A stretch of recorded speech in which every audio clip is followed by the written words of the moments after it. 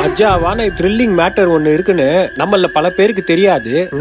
நடு ராத்திரியில நுழையவே முடியாத காட்டு வழியில அரசு பேருந்துல பயணம் பண்ணி கனவுலயும் பார்க்க முடியாத வனவிலங்குகளை பார்க்க முடியும்னு சொன்னா நம்ப முடியுதுங்களா? நீ என்ன சொல்ற?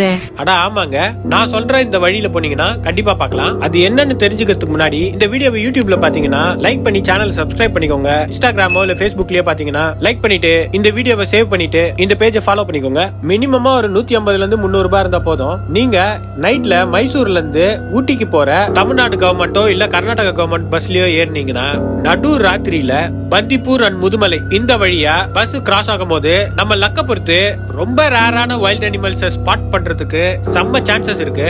நான் ராத்திரி சிறுத்தையே பார்த்தேன். மைசூர்ல இருந்து ஊட்டி போறா போலயே நீங்க ஊட்டில இருந்து மைசூருக்கோ இதே போல இரவு நேர பயணத்தை பண்ண முடியும். இத பத்தின முழு டீடைல் தெரியணும்னா நம்ம ஹவ் ரிதம் எக்ஸ்ப்ளோர் யூடியூப் சேனல்ல வீடியோ இருக்கு, மிஸ் பண்ணாம பாருங்க. Thank you all.